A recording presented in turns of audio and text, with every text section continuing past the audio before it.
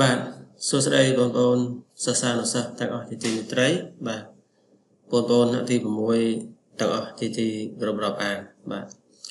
បាទនៅក្នុងវីដេអូនេះលោកគ្រូនឹងបកស្រាយពន្យល់តកតងទៅនឹងការធ្វើចំណោទនៅ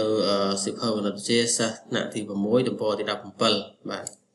អញ្ចឹងបងប្អូនដែលជាសិស្សថ្នាក់ទី6ប្រហែលជារៀនដល់មេរៀនហ្នឹងហើយណាបាទអញ្ចឹងបងប្អូនអាចតាមដានបានលោកគ្រូមិនធ្វើកំណែក្បោះក្បាយទេគ្រាន់តែបញ្យល់ជា concept ឲ្យបងប្អូនងាយស្រួលនៅក្នុងការធ្វើលំហាត់បាទគ្រូធ្វើអត្រាកំណែឲ្យនៅតែម្ដងបងប្អូនខ្លះចម្លងយកអត់បានគិតទេណាបាទហើយ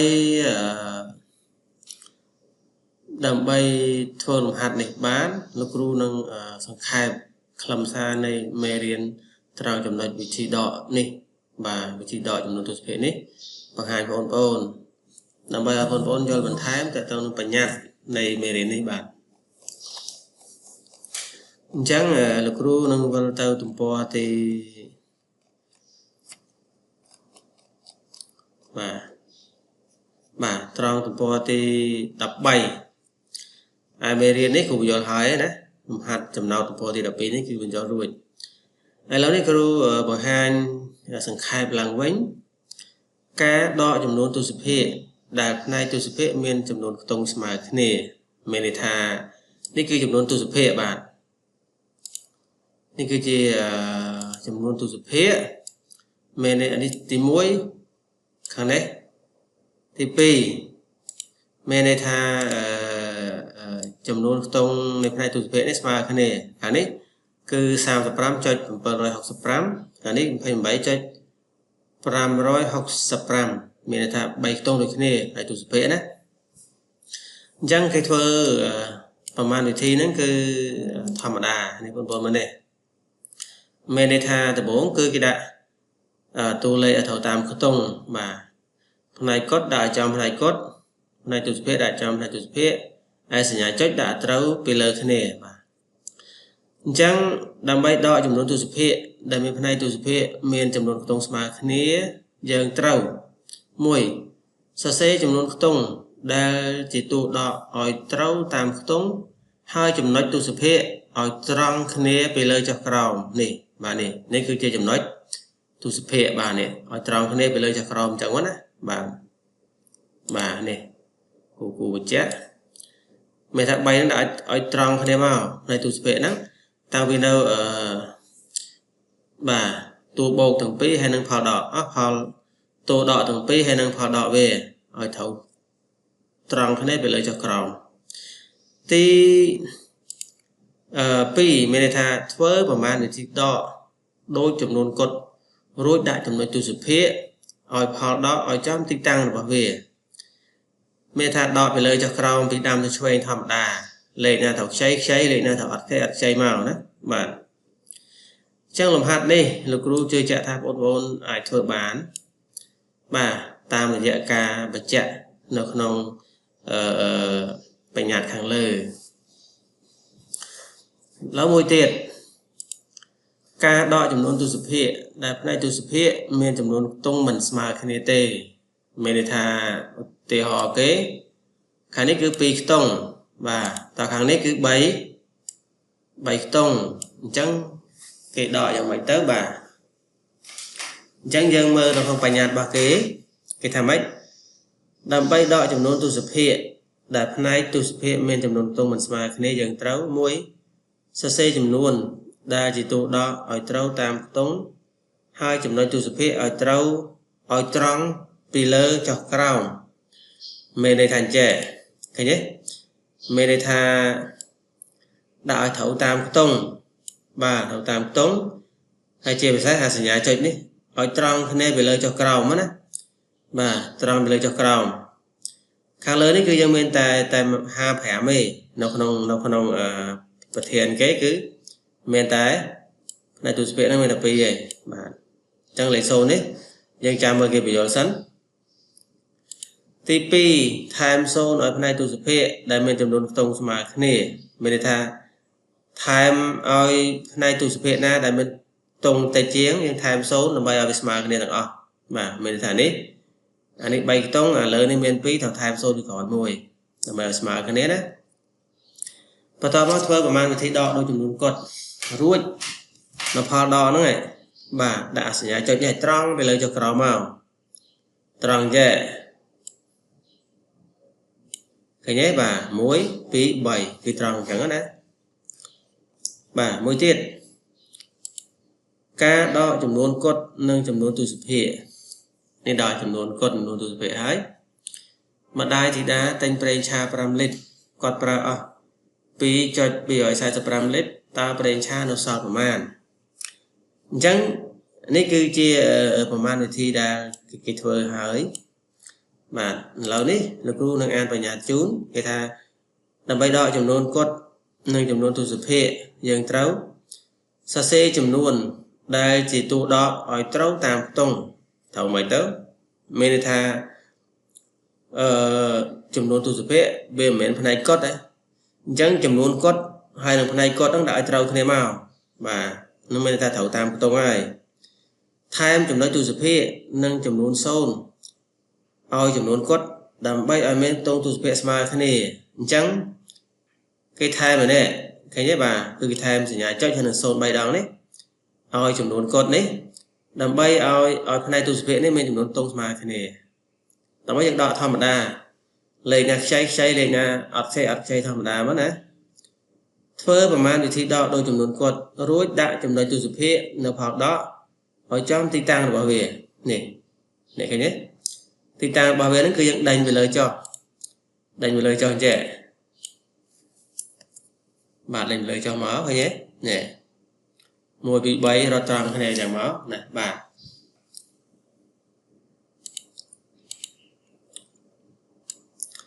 ตอนนี้โอนตอนไหนปะนังบ่าให้ลมพัดได้ละครูสังคมท่าโอนไอเธอบ้านตรงกอนี้คือปีจีจำนวนกดดอกออยโซนใจจัดโซนใจจุดเปล่อยหานี้จีจำนวนตุสเปียจังโอนเท่าเรโดยดึกไหลnàyจังนะบ่าเดินนี่จังให้ต่อมาติดคือยังไทม์สัญญาจดนั่งเลยโซนใบดองอันนี้ให้บัดดอกอันนี้คือช่างได้บ่าไทม์สัญญาจดcho nênโซนใบดองอะไรใบนี้ได้คราวนี้คือไทม์สัญญาจดcho nênโซนใบดองอะไรดับรามนี้คราวนี้โดยคะแนนไอ้ครั้งนี้คือจำนวนตัวสุดเพียรเราเป็นคำบอกดองจังยังไทม์สัญญาจดให้โซนใบดองอะไรดับนี่บ่าโดยคะแนนนะโดยคะแนนบ่าต่อมาติดคือการปันสมานพอดอจำนวนตัวสุดเพียรthì họ cái phù sầm tam đan ca lụt lọt cồn chúc đại miền là tập họ được khẩn cầu được tỏ tờ bản khai tim muối cồn chúc miền tầm ngôn đọc chạch phẩm per roi 22 kg khai tim pi cồn chúc miền tầm ngôn đập ram chạch 145 kg ta không mùi khai cồn chúc rồi bỏ cọt lang tầm ngôn phần man kg mình thà khai thì mỗi mét đập lỗ chiang ấy khai thì pi mét đập ram lỗ trắng khai thì pi này về lơ khai thì mỗi này man lỗ về lơ hết man lỗ còn không ăn từ đấy đến gần trăng cái số thà không khai không mới khai con chú và con lang tùng gòn trăng mình thà aro tùng gòn lơ chạp thì khai thì mỗi này khai thì pi này chẳng cứ dân thầu do tùng gòn lơ nó không khai thì pi này cho mà đọt tùng gòn khai thì mỗi mất dân khơi tùng gòn lơ hài phân đời xa nó không nói cái số ta bà hai bà man bệ thà bà hai nó cứ dân thầu cột đó nè bà hai là bà man chẳng dân mơ từ đây cái thằng ấy đầm bay pan sman phol đỏ này lấy này nè đầm bay pan sman phol đỏ chấm nôn tu sụp dân trao bằng cốt chấm nôn tu sụp ở tấu chi chấm nôn cốt rồi phơ và man bị thi đỏ bà này bằng cốt chấm nôn nó ở tấu chi chấm nôn cốt chẳng kê bằng cốt mình bà đầm bay bằng cốt chấm nôn tu sụp mua ở tấu chấm nôn cốt dân trao bằng cốt chấm nôn tu sụp bà này tông đọc bàn về làng mà anh ấy về tao chơi chấm nón cốt này tông đậm bây giờ bằng cốt chấm nón tu sụp hệ tông hệ rồi được hệ quán với art nội chất về mình khai tao chơi chấm nón cốt thế mình chẳng và một cốt theo ta đập ram cho mọi sai tập hàm đấy và một cốt thầm lên hàm đấy về thơ mạch ban là đấy chấm nón cốt chẳng cứ dân trong một tông chất chấm nón cốt đang chỉnh kề chẳng đập ram cho mà rồi sai tập ram đấy tông chất chấm nón cốt đó chất nhà cho những cái lệnh muối giờ một con làm cột chó và tam từ đây một cột cứ một cột chó về sau đập ram cột mày đấy cho lệnh đập giờ mình thảo mơ lệnh bớt lấy thảo át mà mơ lệnh bớt này chẳng bớt một con làm cột chó lệnh bớt cứ một cột lá lệnh đập đến tao cho lệnh đập môi và tọa mấy dân thôiประมาณวิธีดอกธรรมดาmà đập ram đập mỗi sau buồn chẳng không mỗi khai con số phù xóm lao tụi con phải 4 kg giờ ở nhà smart nữa này cái nhà phải lại mà này cái nhà pro hai toàn đấy bạn chắc con ai thôi bà đấy bàn smart là đấy đang bay thôi này ở tao chỉ muốn cốt bay cho rồi 50 nó cứ thảo con lệch muối và anh ấy cốt lệch pal mà mình chẳng anh ấy con lên 7 anh ấy con lên 7 và con thêm mấy ao chấm nón tu sụp hệ tay cho chấm nón cột đây là group chạy hàng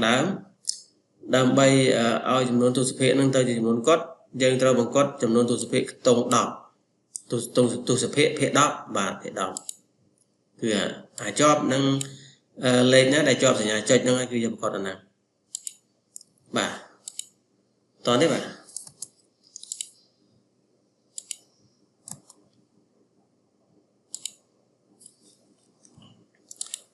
បាទបន្តមកទៀតបាទឥឡូវចូលដល់ចំណោទបាទចំណោទទី1គេយកត្រីងៀតទម្ងន់ 10.545 kg ទៅហាលទៅហាលវាស្ងួតដែរមែនទេនៅពេលស្ងួតត្រីងៀតនៅសល់តែប៉ុណ្ណេះសល់តែ 6.765 kg កាលពេលយកមិនតាន់ហាលគឺ 10 kg បាទមិនតាន់ហាល 10 kg តទៅពេលហាលហើយសល់ 6 kg ទេគេសួរថាត្រីងៀតស្រកទម្ងន់ប្រមាណអញ្ចឹងយើងធ្វើវិធីអីស្រកទម្ងន់មានថាវាអស់ទម្ងន់ទៅអញ្ចឹងនៅក្នុងលំហាត់នេះគឺគេធ្វើវិធីដកបាទវិធីដកគឺគេយកទម្ងន់ត្រីងៀតដែលអត់តាន់ហាលនេះយកមកដកទម្ងន់ដែលគេហាលហើយយើងនឹងឃើញទម្ងន់ដែលបាត់ហ្នឹងហើយបាទដែលស្រកហ្នឹងហើយអញ្ចឹងនេះគឺយើងដកចំនួនទូសភានិងទូសភាដកធម្មតាលេខណាខ្ចីលេខណាអត់ខ្ចីធម្មតាមកណាមានន័យថាយើងសរសេរឲ្យត្រូវខ្ទង់សញ្ញាចុចឲ្យចំសញ្ញាចុចទូសភាឲ្យត្រូវខ្ទង់របស់វាដែរបាទតោះនេះបងប្អូនបាទចំពោះចំណោទទី2គេសួរថាសុខាមានទម្ងន់ 35 kg ធីតាមានទម្ងន់ 29.25 kg តើសុខាមានទម្ងន់ធ្ងន់ជាងធីតាប៉ុន្មានគីឡូបាទនេះគឺសុខា 35 គីឡូធីតាថា 29 គីឡូទេ 29.25 ទេអញ្ចឹងរកទម្ងន់លើសទម្ងន់ធ្ងន់ជាងហ្នឹងគឺទម្ងន់លើសហើយមានន័យថាយកទម្ងន់របស់សុខាដកទម្ងន់របស់ធីតាតែនៅក្នុងនេះគឺជាប្រមាណវិធីដកចំនួនកុដនិងចំនួនទូសភាអញ្ចឹងបងប្អូនរៀនហើយថាដើម្បីដកចំនួនកុដនិងចំនួនទូសភាគេត្រូវថែមសញ្ញាចុចនិងលេខ0ឲ្យចំនួនកុដនោះដើម្បីឲ្យផ្នែកទូសភាមានខ្ទង់ស្មើគ្នារួចធ្វើប្រមាណវិធីដកដូចចំនួនកុដដែរបាទមានថាលេខណាដកខ្ចីលេខណាអត់ខ្ចីធម្មតាបាទតោះនេះបងប្អូនបាទចំណោទទី3 គេថ្លឹងផ្អកមួយកែវមានទម្ងន់ 3.50 គីឡូក្រាមបន្ទាប់មកគេថ្លឹងសម្បកកែវឃើញមានទម្ងន់ 0.450 គីឡូក្រាមតើផ្អកសុទ្ធមានទម្ងន់ប្រមាណអញ្ចឹងបងប្អូនយល់យ៉ាងណាដែរបាទកន្លែងនេះមានន័យថាគេថ្លឹងកន្លែងនេះមានន័យថាគេថ្លឹងទាំងផ្អកទាំងកែវបញ្ចូលគ្នាបន្ទាប់មកគេចាក់ផ្អកចេញគេថ្លឹងតកែវឯងប៉ុណ្ណេះអញ្ចឹងគេសួរថាអាផ្អកដែលគេចាក់ចេញហ្នឹងមានទម្ងន់ប្រមាណអញ្ចឹងយើងយកទម្ងន់ទាំងកែវទាំងផ្អកដែលគេថ្លឹងហ្នឹងយកមកដកទម្ងន់កែវទទេចេញពេលនោះយើងនឹងឃើញទម្ងន់ផ្អកសុទ្ធហើយអញ្ចឹងគឺយក3.350 គីឡូដកឲ្យ 0.450 គីឡូក្រាមបងប្អូនដកធម្មតាមកណាហើយបងប្អូននេះលោកគ្រូគាត់ទៅបញ្យល់ទេជាកន្សឹបមួយជាកន្លឹងមួយឲ្យបងប្អូនងាយស្រួលបកស្រាយតែបងប្អូនត្រូវធ្វើលំនាំជាការដោះស្រាយចំណោទឲ្យបានច្បាស់លាស់មកណាមានប្រមាណវិធីមានរបៀបឆ្លើយត្រឹមត្រូវមកបាទចំណោទទី4នេះបាទទី4នេះគឺគេសួរថាម៉េចគេសង់ផ្លូវមួយមានប្រវែង90 គីឡូម៉ែត្រ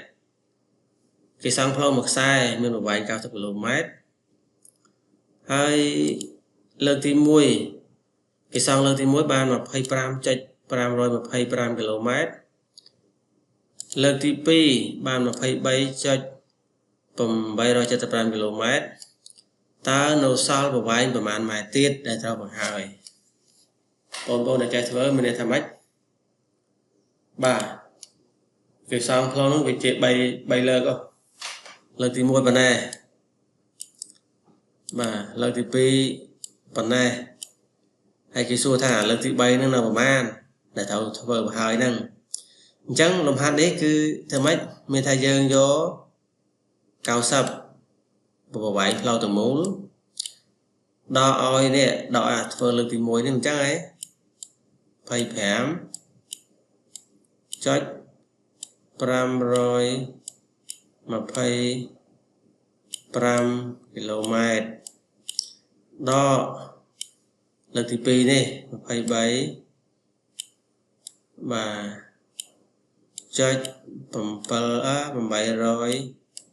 875 គីឡូម៉ែត្របងប្អូនដកមកបាទកន្លែងនេះគឺចំនួនគត់មិនចឹងទេចំនួនគត់បាទចំនួនគត់ដកឲ្យចំនួនទស្សភាគអញ្ចឹងដើម្បីយកចំនួនគត់ដល់ចំនួនទស្សភាគយើងត្រូវថែមសញ្ញាចុចនិងលេខ0ឲ្យចំនួនគត់ដើម្បីឲ្យបានផ្នែកទស្សភាគនេះមានតួដូចគ្នាហើយធ្វើប្រមាណវិធីដកធម្មតាបាទនេះខ្ទង់ទី4ចំណោទខ្ទង់ទី4ហើយឡូវខ្ទង់ទី5បាទខ្ទង់ទី5ណាខ្ទង់ទី5គឺមីនីបាទមីនីតែងខ្សាច់គោ 3.5 គីឡូក្រាមមានន័យថា3គីឡូកន្លះគាត់យកទៅប្រឡាក់អស់ 1.25 គីឡូក្រាមយកទៅឆាអស់ 0.50 គីឡូក្រាមតើសាច់គោនៅសល់ប៉ុន្មានចឹងបងប្អូនចេះធ្វើទេបាទមានន័យថាកន្លែងនេះគឺសាច់គោដែលគាត់ទិញមក 3 គីឡូកន្លះអានេះគឺគាត់ប្រឡាក់នោះមានថាជាចេញវានេះតើមកឆាអស់គ្នាទៀតអញ្ចឹងលំហាត់នេះគឺប្រមាណវិធីដកដែរបាទមានន័យថាយើងយក3.5 ដកឲ្យ 1.25 ដកឲ្យ 0.50 បាទបងប្អូនដកមកឃើញប្រមាណបាទនេះគឺជាកន្សឹបនៃចំណោទទី5 ឥឡូវចូលដល់ចំណុចទី6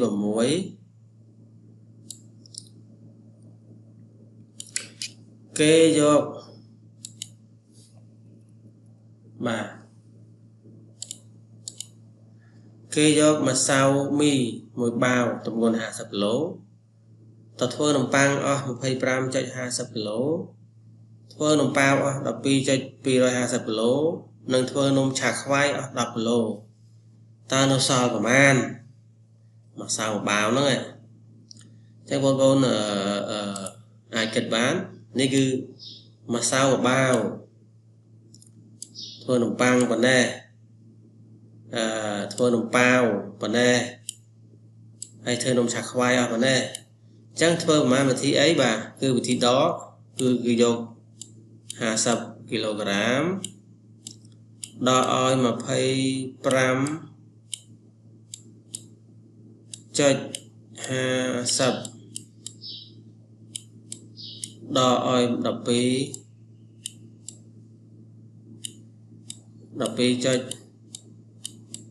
បាទចុច 250 ដកឲ្យ 10 ទៀត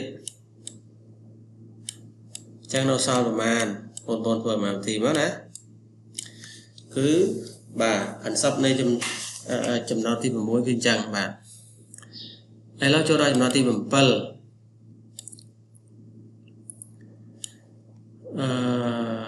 ទី7នេះ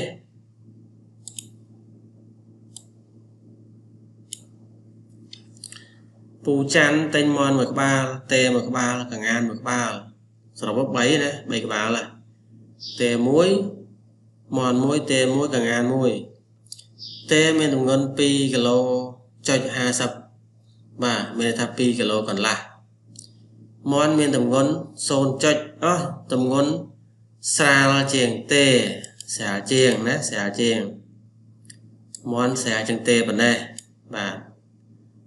ហើយគេដឹងថាសត្វទាំង3ក្បាលហ្នឹងបូកបញ្ចូលគ្នាមានន័យថាមន់តេកងានបូកបញ្ចូលនេះមានទម្ងន់ប៉ុណ្ណេះអញ្ចឹងគេសួរថាកងានមានទម្ងន់ប្រមាណបាទបងប្អូនដឹងហើយនេះគឺជាទម្ងន់តេសុទ្ធតេគេដឹងណានេះគឺជាទម្ងន់តេហើយទម្ងន់ប៉ុណ្ណេះមន់ហ្នឹងគឺស្រាលជាងតេមានថាទម្ងន់មន់ហ្នឹងគឺតិចមន់ហ្នឹងតូចជាងតេតូចជាងប៉ុណ្ណឹងអញ្ចឹងទម្ងន់មន់ដឹងនៅឯដំបូងគេត្រូវរកទម្ងន់មន់សិនមិនអញ្ចឹងទម្ងន់មន់ធ្វើម៉េចបើមន់ស្រាលជាងតេមានន័យថាយកទម្ងន់តេ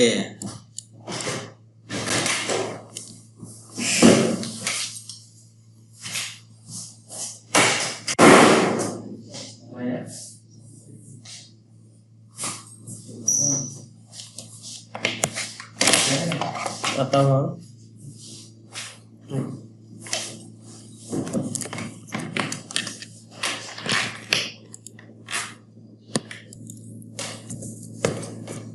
បាទអញ្ចឹងតទៀតណាដើម្បីរកទម្ងន់មន់នេះគឺយើងយកទម្ងន់តេដល់ទម្ងន់ដែលគេប្រាប់ថាស្រាលជាងនេះណាទម្ងន់មន់វាស្មើនឹងទម្ងន់តេដកវាស្មើនឹង0វាស្មើនឹងហើយ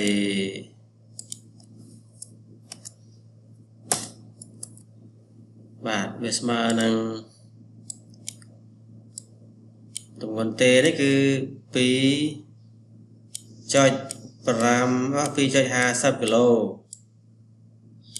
ដល់ទម្ងន់ស្រាលជាងមក0.75ណា0.75បាទគូសេនេះវាចេះគូដែរចេះហើយបងប្អូនអត់យល់ណាចេះវិញហើយតិចបោកកន្លែងនេះចុះទម្ងន់មន់បាទចំយ៉ាអត់ចេញបាទទ ទម្ងន់មាន់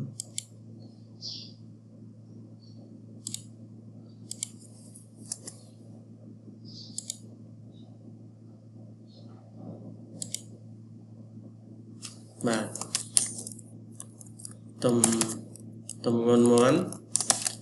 វាស្មើនឹងទម្ងន់ទេបាទទម្ងន់ទេអានេះគូសេណាទម្ងន់ទេដល់ឲ្យទម្ងន់លើសទម្ងន់ដែលគេប្រាប់ថាលើសហ្នឹងណាលើសបាទលើសប្រមាណអញ្ចឹងហើយវាស្មើនឹងទម្ងន់មាន់ហ្នឹងវាស្មើនឹង 2.50 គីឡូក្រាមដល់ឲ្យ 0.75 បាទបងប្អូនដកមកណាបងប្អូនណាឃើញមែននេះបងប្អូនដកមកឃើញមែនបាទឃើញមែនដកធម្មតាមកណាគឺបាទក្រោយពេលបងប្អូនដកហើយអញ្ចឹងលោកគ្រូអត់នេះទេលោកគ្រូអត់ឲ្យកណែឲ្យទេបងប្អូនកណែខ្លួនឯងណាខ្លួនឯងមកបាទឃើញមែនបន្ទាប់ពីយើងរកអាទម្ងន់មាន់ហ្នឹងហើយតមកថ្មីទៀតគេសួរថាសត្វកង្ងានមានទម្ងន់ប្រមាណបាទអញ្ចឹងនៅក្នុងគោលបំណងដែលគ្រូបញ្ជាក់មិញនេះគឺខាងនេះទម្ងន់ទេបាទទម្ងន់ទេណាហើយអាផលដកនេះគឺជាទម្ងន់មាន់អញ្ចឹងលោកគ្រូដកឲ្យមកទៅបាទដកឲ្យមកកុំឲ្យខ្លាចច្រឡំបាទដកមកគ្រូដកកាសចូលយកមកទៅបាទបងប្អូនអាចដកខ្លួនឯងបានណាគឺ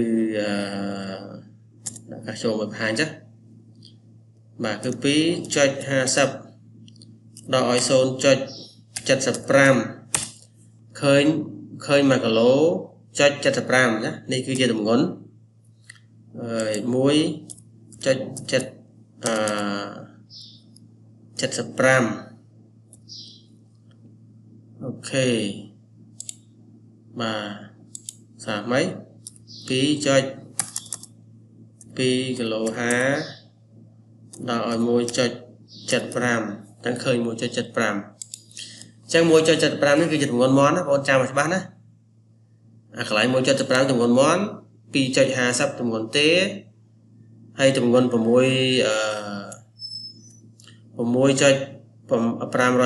នេះគឺទម្ងន់សរុបអញ្ចឹងគេរកទម្ងន់កង្ងានបាទអញ្ចឹងលោកគ្រូសេឲ្យមួយនៅខាងនេះពីក្រោមនេះទម្ងន់កង្ងានវាស្មើនឹងទម្ងន់សរុបប្រមាណបងប្អូន 6.525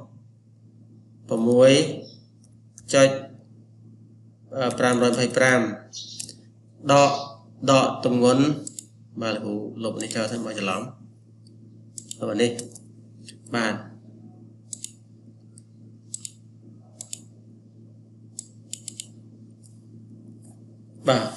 ទម្ងន់ងានស្មើទម្ងន់សរុបដកទម្ងន់ទេហ្មង 2.50 ហើយដកទម្ងន់មាន់ទៀតទម្ងន់មាន់ហ្មងគឺប៉ុណ្ណេះគឺ 1.75 បាទអញ្ចឹងបងប្អូនដកមកឃើញហ្មងគឺជាទម្ងន់ដែលបោះកង្ងានហើយណាទម្ងន់កង្ងានស្មើទម្ងន់សត្វទាំង3ក្បាលសរុបចូលគ្នាដកទម្ងន់ទេដកទម្ងន់មាន់បាទនេះគឺ concept ឥឡូវចូលដល់ចំណុចទី 8ហ្នឹងគឺពូឆនលោកស្រូវពូសំលោកស្រូវ 32.350 តោនពូឆនលោកស្រូវតិចជាងពូសំប៉ុណ្ណេះបាទតិចជាងពូសំប៉ុណ្ណេះប៉ុន្តែច្រើនជាងពូសុខាប៉ុណ្ណេះបាទអញ្ចឹងគេរកទម្ងន់ស្រូវរបស់ពូឆននិងពូសុខាដែលបានលក់ហ្នឹងប្រហែលបាទលំហាត់នេះកន្លឹះនៅកន្លែងហ្នឹងបាទកន្លឹះនៅកន្លែងហ្នឹងនៅកន្លែងនេះបាទកន្លែងហ្នឹងមួយហើយនៅកន្លែងនេះមួយបាទអញ្ចឹងដំបូងយើងត្រូវរកទម្ងន់ស្រូវរបស់ពូឆនសិនណាទម្ងន់ស្រូវពូឆនអញ្ចឹងទម្ងន់ស្រូវពូឆនបាទពូឆនលក់ស្រូវពូឆនលក់ស្រូវប្រាប់ថាម៉េចគាត់ថាគាត់លក់តិចជាងពូសំប៉ុណ្ណេះអញ្ចឹងយើងយកទម្ងន់ស្រូវរបស់ពូសំមក 32.350 ហ្នឹងដក tầm ngôn đây cái bài ta tay chiang nó cứ muối cho phàm hỏi mà phay phàm ní cứ cho tầm ngôn sâu rồi bỏ pu chon bà mình tha pu chon còn lụ sâu nó cứ còn lụ tay chiang của xóm bà năng chẳng chẳng vô tầm ngôn sâu rồi bỏ của xóm đọ nó chạy mất khơi tầm ngôn sâu rồi bỏ của tròn này bà chẳng bồn đọ mất nè bà làm bài lươn là cú đọ cá sâu tay bồn nó thôi mà cái gì đọ thầm thấu mà bà cú ở trong cái hạt về rú đọ ỏi muối cho phèm mà phay pram về smart năng sam sắp cho tầm bài rồi phay phèm sam sắp cho tầm bài rồi phay pram yeah cho tầm bài rồi phay pram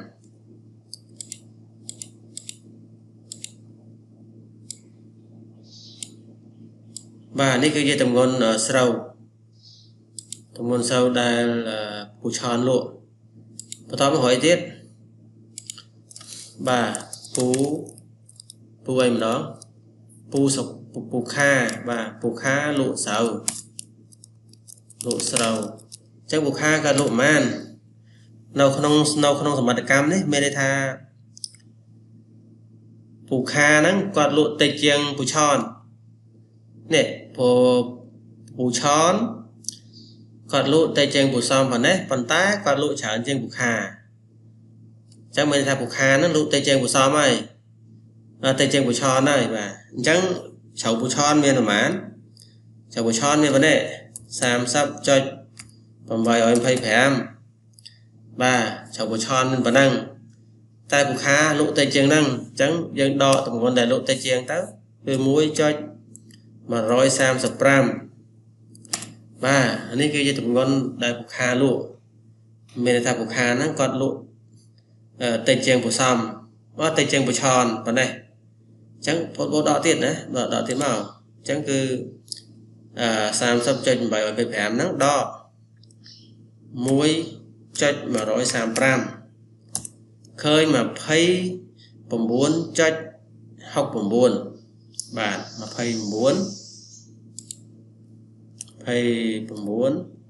ចុចប៉ុណ្ណេះចុច 6 បាទនេះគឺជាចម្លើយលំហាត់ទី 9 បាទហាត់ទី 9 ឃើញប៉ុណ្ណឹងណាឃើញប៉ុណ្ណឹងបាទចឹងបងប្អូនធ្វើតាមនឹងមកណា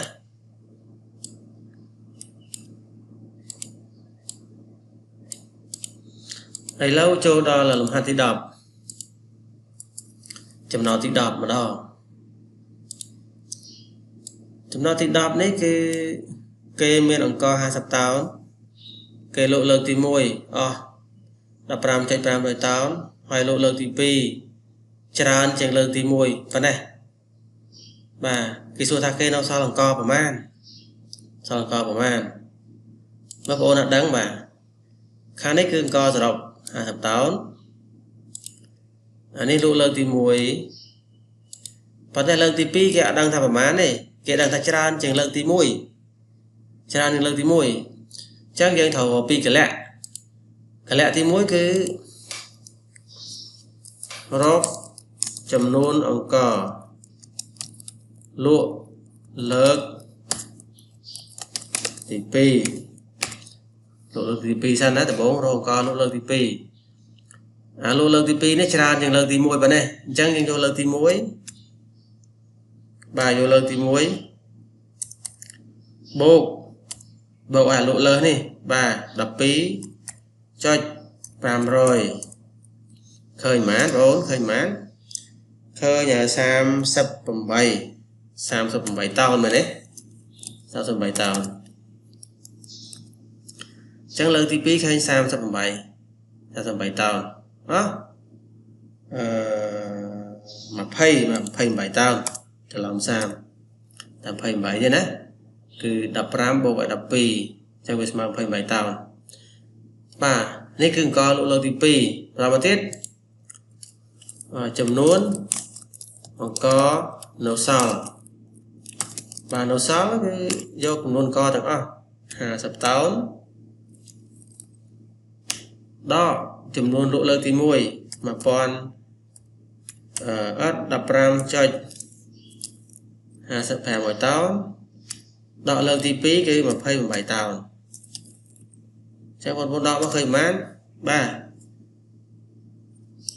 បាទដកមកអញ្ចឹងហើយលោកគ្រូធ្វើប្រមាណវិធីដោយប្រកាសចូលចុះគឺ50ចា50ដក 15.500 ដកឲ្យ28គឺស្មើសល់តែ6តោនកន្លះទេ 6.500 ណាគឺស្មើប៉ុណ្ណេះ 6.500 តោននេះអង្គនៅសល់ណាបងប្អូនណានេះចម្លើយទី9ឥឡូវទី10បាទទី10វាថាម៉េចពូតារាមានទឹកប្រាក់នៅក្នុងទូរស័ព្ទរបស់គាត់ $0.25 គាត់បញ្ចូលការថែម$5ទៀតគាត់ទូរស័ព្ទទៅប្រព័ន្ធគាត់អស់$0.750 ទូរស័ព្ទតកូនគាត់អស់$1.05 ហើយផ្ញើទៅមិត្តអស់$0.50 តើនៅក្នុងទូរស័ព្ទរបស់គាត់នៅសល់ប្រមាណបងប្អូនអាចចេះធ្វើណាអញ្ចឹងយើង2កលៈមានន័យថាទី1ទូរស័ព្ទគាត់ឆាយទឹកប្រាក់មកសល់ប៉ុណ្្នឹងឯងសល់តែ 0.25 សេនទេហើយគាត់ទៅទិញការថែម5រៀលទៀតអញ្ចឹងបូកចូលគ្នាឃើញប៉ុន្មានហើយឃើញ$5.25 មែនទេបងបាទបន្ទាប់មកបានគាត់ចាប់ដើមទេទៅប្រពន្ធគាត់ប៉ុណ្ណេះតកូនប៉ុណ្ណេះផ្ញើសារទៅមិត្តអស់ប៉ុណ្ណេះទៀតអញ្ចឹងនៅសល់ប្រមាណអញ្ចឹងចម្លើយនៃលំហាត់ហ្នឹងគឺឧដាហរណ៍ណាគាត់នៅសល់ប្រាក់ក្នុងទូរស័ព្ទឧដាហរណ៍ចឹងចុះណាគឺដំបូងគឺយើងត្រូវបើកវងចោលមកតង់សិនមកគឺ0នេះចា 0.25 បូក5មែនទេបូកប៉ុណ្ណឹងមកបន្តមកទៀតដកទេទៅប្រព័ន្ធ 0.750 ដកទេតកូន 1.05 ដកផ្ញើសារទៅមិត្តប៉ុណ្ណេះអញ្ចឹងបងប្អូនទី1គឺត្រូវបូកអានេះចូលគ្នាមកបន្តមកទៀតបានដកហូរហែមកបងប្អូនដកឃើញប៉ុន្មានអាហ្នឹងហើយគឺជាចម្លើយណាបងណាបាទទី11បាទទី11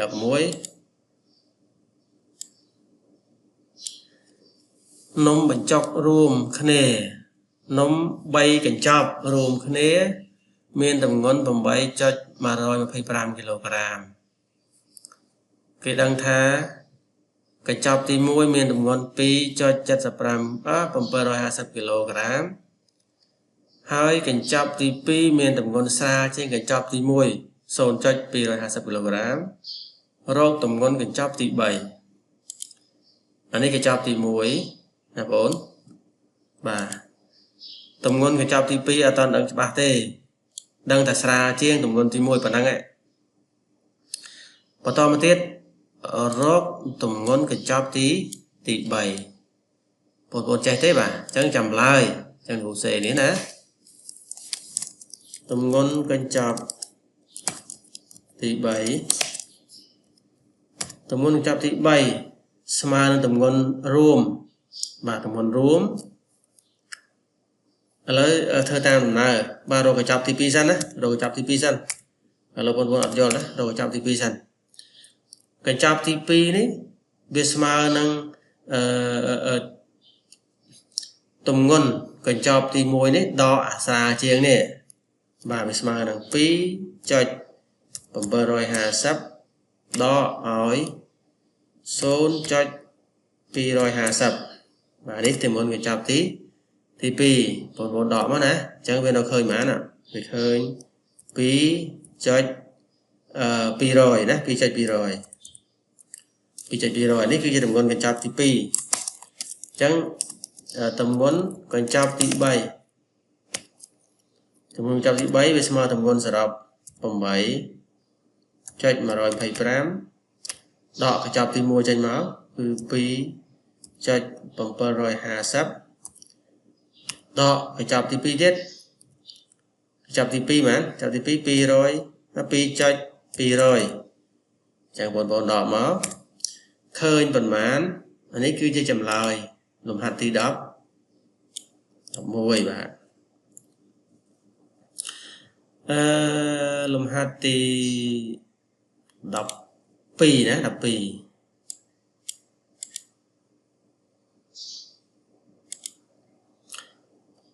កំណាត់សម្ពត់មួយផាប់មានប្រវែង20ម៉ែត្រគ្រូមិនដឹងថាមកផាប់ហ្នឹងមិនទេណាអត់ស្គាល់ទេអត់ស្គាល់ផាប់ហ្នឹងទេបាទខណៈគេបញ្ជាក់ថាមកផាប់មាន20ម៉ែត្រគេកាត់លក់លើកទី1អស់ 4.535 ម៉ែត្រកាត់លើកទី2ច្រើនជាងលើកទី1ប៉ុណ្ណឹងហើយកាត់លើកទី3តិចជាងលើកទី1ប៉ុណ្ណេះបាទនេះលើកទី1គេប្រាប់ពិតចំនួនពិតលើកទី2នេះគេប្រាប់ថាច្រើនជាងលើកទី1ប៉ុណ្ណឹងលើកទី3គេថាតិចជាងលើកទី1ប៉ុណ្ណេះបាទអញ្ចឹងរកប្រវែងកំណាត់សម្ពត់នៅសល់អញ្ចឹងបងប្អូនធ្វើម៉េចណាគឺទី1ត្រូវរកទម្ងន់ដែលគេកាត់លើកទី2សិនណាបាទកាត់ទី2បាទថាកាត់លើកទី2ចុះណាគ្រូសេកាត់លើកទី2លើកទី2គេថាអស់ប៉ុណ្ណេះច្រើនជាងលើកទី1អញ្ចឹងមានថាយើងយកលើកទី1ច្រើនជាងគេប្រើវិធីអីច្រើនជាងគឺវិធីបូកមែនទេ 4.535 បូកឲ្យ 2.250 បាទនេះគឺជាលើកទី2ណាលើកទី2ចុះលើកទី3កាត់ទី3គេថាតិចជាងលើកទី1តិចជាងគេប្រើវិធីដកមែនទេអញ្ចឹងយើងយកលើកទី1មកលើកទី1គឺនេះ 4.535 ដកឲ្យ 1.750 ណា 1.750 អញ្ចឹងលើកទី2ក៏ឃើញលើកទី3ក៏ឃើញផលដកនោះបងណាបាទបន្តមកទៀតធ្វើអីគឺរកកំណាត់នៅសល់កំណាត់សល់បាទកំណាត់សល់ធ្វើម៉េចគឺយកចំនួនសរុប20ម៉ែត្របាទ20ម៉ែត្រដកឲ្យលើកទី2អូនដកឃើញប៉ុន្មានដកលោកគ្រូដាក់ដកថាលើកទី2អូនដកខ្លួនឯងចាស់ណាលើកទី2ដកលើក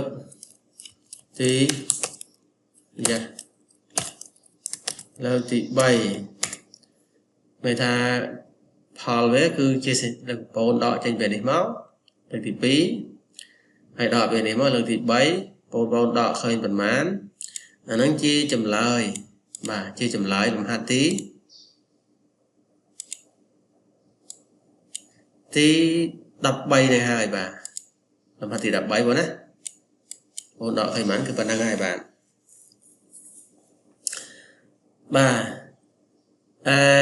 លំហាត់ទី14បាទលំហាត់ទី14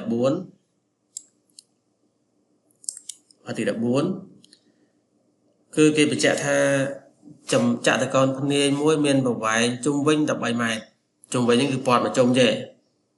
ប្រវែងជុំវិញហ្នឹងគឺបរិមាត្ររបស់វាណាហើយជ្រុង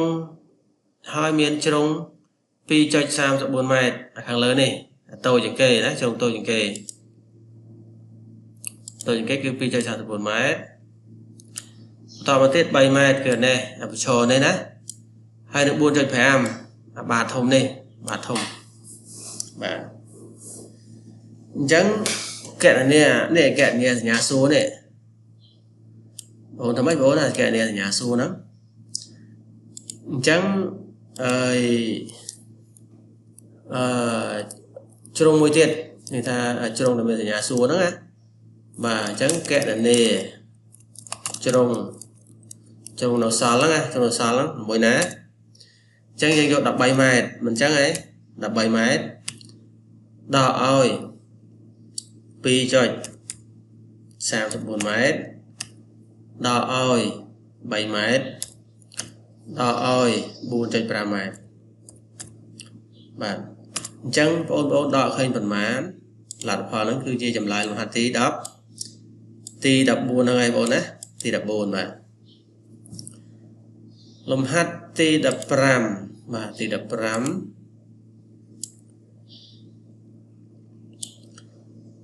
chơi pi đám đã bận to khné miền vài và mấy chơi sai 15 mét chơi thì môi miền và vài khai chơi thì pi và nằm mét để chơi thì môi đó chơi sao thằng mấy bà cũng chạy sao thằng mấy chơi pi đã bận to khné ta chơi thì môi nó khai chơi thì pi và nằm mét đấy bà khai chơi và nằm mét đấy bà khai chơi và nằm mét rồi vài chơi thì mua thì chơi thì pi bà rồi chơi thì mua thì chơi thì pi mình chẳng ấy bà rồi chơi thì mua chơi thì pi bạn chẳng tam rúp á tam rúp chẳng được ở này mới tam rúp mình hát đấy và mới tam rúp vô chương đấy chẳng mới tam rúp chơi thì muối tàng lại lên muối chơi thì pi tàng lại lấy lên pi là bốn á mà ta là lên pi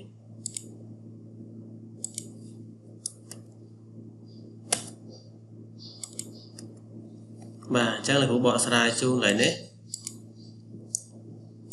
chẳng dân rồi chơi thì pi môn đấy rồi chơi thì pi môn rồi chơi thì pi và đã thật tam rúp cũng bỏ sai tam rúp cái bốn và tam rúp rồi của vậy chơi thì pi và thì pi của sẽ là pi thì cho nó chơi thì pi và vài chơi thì pi và vài chơi thì pi này và tam sản vật cắm mình tha chơi thì muối bầu chơi thì pi mà vấn đề thế nhé chẳng mình tha cụ ta là bầu trò cho chơi thì muối và bố ở chơi thì pi đó chơi thì pi chơi thì muối bầu chơi thì pi mà mát bốn mà này chơi thì muối bầu chơi thì pi mà vấn đề còn bảy cho sai 15 mét và đấy ta mời mật cam tìm mùi nữa mật cam tìm mùi và đã khóm lên chân á khóm lên chân to một tiết mà tam một tiết tam rụp từ thái lắm chơi tí nè chơi tí pi mà mình thà chơi tí pi smart chơi tí pi này mình smart năng chơi tí mùi đó smart chơi tí mùi đấy bộ phần này ở đấy nè vải nhỉ bỏ vải nhất cứ smart là chơi tí mùi à chắc chơi tí pi vì mình smart là chơi tí mùi tàng để rụp tí mùi mất nè chơi tí muối bột thàm vấn đề mình chắc ấy pi cho 27 mét lên muối nó cũng phải cho đấy cứ đầm ná ngoài chớ bọn đấy nè chơi tí muối chơi tí pi chẳng tí muối cứ kháng lơ chơi tí pi về smart là chơi tí muối bột tí pi nó chơi rồi đó nè chơi rồi đó mà chơi rồi đó chơi thì mỗi bộ chơi thì pi mà vấn đề chẳng đi cô sẽ có vài chơi thằng pi đây nè vài chơi bộ như vài chơi thằng pi mình trâu thằng pi và vài chơi thằng pi vì chơi thì mỗi bộ chơi thì pi mà vấn đề mà cho nó mọi chơi thì pi mà nó mọi chơi thì pi mà mấy bọn và nó mọi lấy pi nè bà nó ngoài lịch pi ní càng lớn ní vì nó ngoài lịch pi ní mình chắc ấy bà nó ngoài lịch pi ní về smart năng bảo vệ chẳng đo chơi tí môi thảo á về smart bảo vệ chẳng về smart bảo vệ cho xài được pram đó bảo vệ chơi tí môi lấy môi không ngồi cho nó cứ dầm đau lơ bảo vệ chơi bỏ nè chơi thằng pi mình thà chơi tí môi bộ chơi tí pi smart vấn đề tạo một cảm cái nè và tóm mà nó mới chơi tí pi smart bảo vệ chẳng đỏ tí môi và bốn toàn đấy mà bảo vệ chơi thằng nó cứ đòi chơi tí mùi giờ toàn đang ở bên năng chẳng tàng đòi lệ sân tàng này lệ sân đấy bốn đó tam rùm tàng sân và hay bảo tọa máu nào khẳng này chơi tí pi cái vẻ đó tam rùm ở tí pi này và tam rùm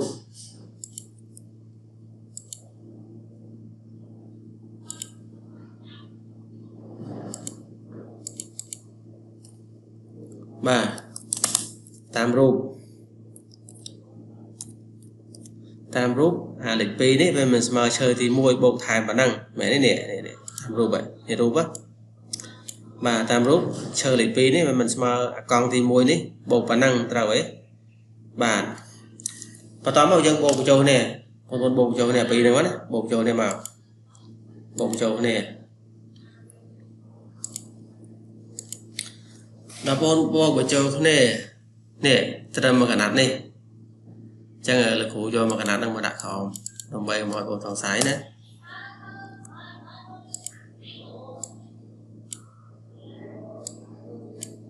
này cụ đã an tâm này chơi ba an tâm này chơi con này tâm này chẳng là bây giờ thơ mà thị bố ba thơ thị bố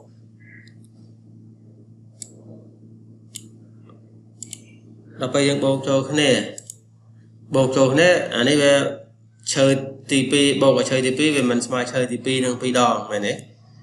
về mà chơi TP năng con một pi đòn mà thằng pi đòn này chơi TP một bốn toàn đấy mình hà cho những bộ cho này á và bộ cho này pi đòn này chơi TP để pi nó bộ cho cứ chờ tàng lại chờ đấy bộ bài chờ pi đòn này chơi thì pi bộ ở đây tiệt chẳng bấm bảy chơi pram bấm bảy chơi xài pram mà bảy chơi xài pram đo oi bấm bảy chơi thì muối bộ nè bộ ở đây tiệt này bộ bài chơi thì muối tiết và tao mà tiết bộ bảo bài chơi đi bộ này và bộ pi chơi 57 và ôn toán đấy bà một bộ ai toán này lại nữa mà men này tha pi đo này chơi thì pi về smart năng chơi thằng pi bộ cho này càng lớn đấy mình chăng ấy đo mà nó phải đo bài này chăng chơi thì môi đỏ chơi thì môi người ta chơi thì môi đấy và chơi thì môi càng lớn thì gì nhỉ đỏ hay cái này gì nhỉ bồ cho người ta chơi thì môi đỏ chơi thì môi vậy ấy và ấy chơi thì môi đỏ chơi thì môi về mọi chơi thì môi thảo đỏ bạn đấy môi đỏ môi mà sâu năm trang về sao bằng 7 chạy sai là pram mày chạy sai pram buộc oi pi cho hạ 7 bạn đã lại đấy ôn lại bộ bàn em chắc ấy bạn bộ bàn đấy chắc bộ máu bạn cứ bằng 7 cho xài pram bộ pi cho hạ 7 bộ con á 7 4 đọc chắc về smart được đọc cho cao 7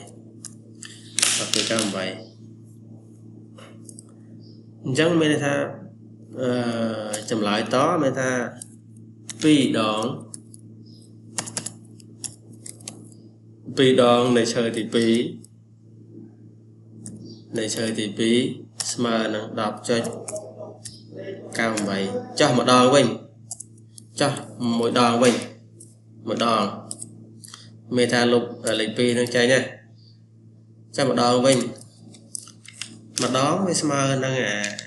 đang cắt pi mà với smart đang bảo vệ pi đó nó cắt pi mất đấy meta chạy cùng pi chạy với sao mà nè với smart nắng phải cho sai buồn nè pi đó với smart đọc cho cao vậy chắc mà đó với smart năng phải cho sai buồn bà này cứ bài chơi tí và bài chơi thì pi và chơi thì pi nè bài chơi thì pi cứ phần năng mày và phần năng mày lâu dân khơi chơi thì pi hai ôn ai rồi chơi thì mùi khởi tế bá ai rồi khơi nhấp ôn chẳng chơi thì muối này cái ta chơi thì muối clay chẳng chơi thì pi chẳng rồi vậy chơi tí muối bà vậy chơi tí muối cứ smart một vậy chơi tí pi đọ bản năng chẳng vậy chơi tí pi mà cứ pram chơi sai muốn đó ở trong này vậy chiên nó bà trong này clay chiên nó hạ 7 bà chắc vô đo mò là tập ho khơi phần mán bà chắc anh ấy phải chơi tìm muối anh ấy phải chơi tìm pi